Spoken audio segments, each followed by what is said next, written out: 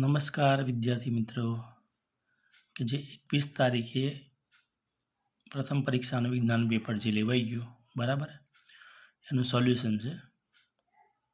તો જો વિભાગીમાં કોલસાનું સળગવું એ કેવા પ્રકારની પ્રક્રિયા છે? તો કોલસાનું સળગવું એ સંયોગીકરણની પ્રક્રિયા છે.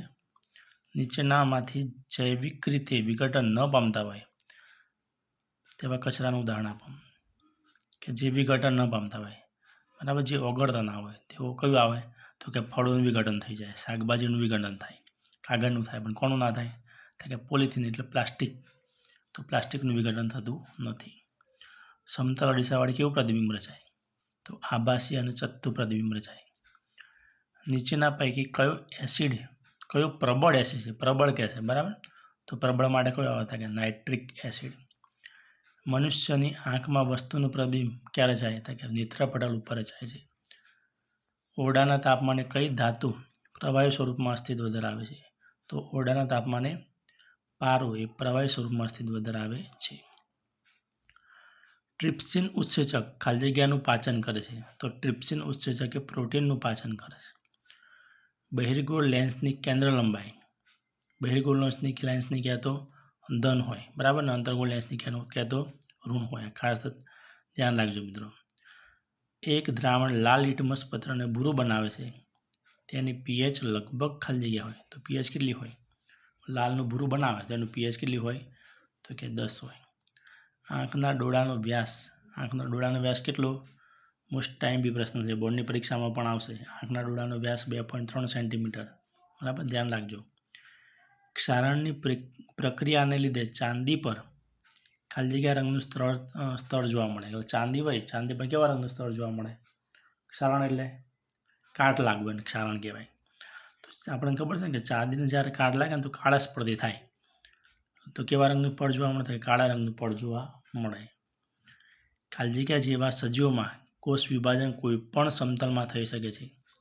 તો અમીબા જેવા સજીવોમાં કોષ વિભાજન કોઈપણ સમતલમાં થઈ શકે છે. ખરા ખોટા છે, સાચું ને ખોટું બરાબર. તો ઓક્સિડેશન કરતા પદાર્થનું ઓક્સિડેશન થાય છે, તો ખોટું છે બરાબર, ઓક્સિડેશન થતું નથી એટલા માટે ખોટું. તળાવના નિવસન તંત્રમાં પાણી અજૈવ ઘટક છે, તો સાચું. દરેક વ્યક્તિનું નજીક બિંદુ હંમેશા 25 સેન્ટીમીટર અંતરે હોય છે, તો આ સાચું છે.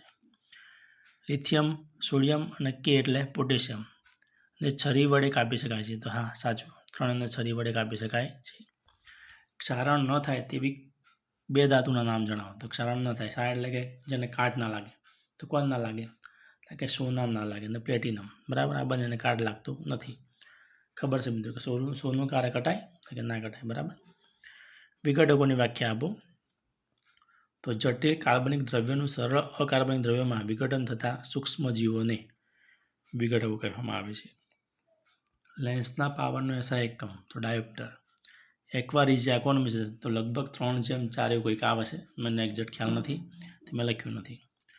મનુષ્યનું હૃદય 4 ખંડોનું બનેલું. મનુષ્યનું મૂત્રપિંડ એનો આકાર કેવો હોય? કે વાલાખાનો હોય છે બરાબર, જોડકા જોઈ લો. ઇન્સ્યુલિન તો સ્વાદુપિંડ અને ઇસ્ટ્રોજન તો અંડપિંડ બરાબર. આ વિભાગીય 24 માર્ક્સનો મિત્રો પૂરું થઈ ગયું. વિભાગ બી જોવા. તો વિભાગ બીમાં મિત્રો જે મેં આ ખરા નિશાની કરી છે, જો વિભાગ બી, વિભાગ સી અને વિભાગ ડી દેખાય છે મિત્રો, કે જે મેં આ ખરાની નિશાની કરી છે એ બધા પ્રશ્નો જે મેં IMPનો વિડીયો મૂક્યો હતો, લગભગ 14 મિનિટનો વિડીયો છે કે પ્રથમ પરીક્ષા માટે મોસ્ટ ટાઈમ પ્રશ્નો આમાંથી જ આવશે, એવો મેં વિડીયો મૂક્યો હતો.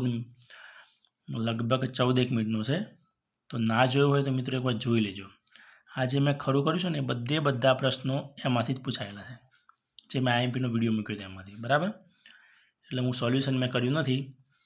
તો જેને પણ વિડીયો ના જોયો હોય બરાબર, તો ખાસ જોજો કે જેથી તમને બોર્ડની એક્ઝામમાં બીજા ટેસ્ટમાં પણ ઘણી બધી મદદ મળી રહે. જો કયા પ્રશ્નો? તો ધમની અને શિરાનો તફાવત એક આ મેં IMPનો પ્રશ્નમાં જે વિડીયો તેમાં પૂછાયેલો છે. પ્રકાશના વક્રીભાવના નિયમો. બ્લીચિંગ પાવડરના ઉપયોગો જણાવો. આ મેં 3 મૂક્યા હતા. બ્લીચિંગનું ખાવાનું ધોવાનો 3 બરાબર, આ 3 મજા પૂછાઈ ગયો. આગળ છે કે જૈવ વિઘટનીય કચરો અને જૈવ અવિઘટનીય કચરો તફાવત, આ પણ મૂકેલો છે. પ્રકાશ સંશ્લેષણ એટલે શું? તેનું રાસાયણિક સમીકરણ.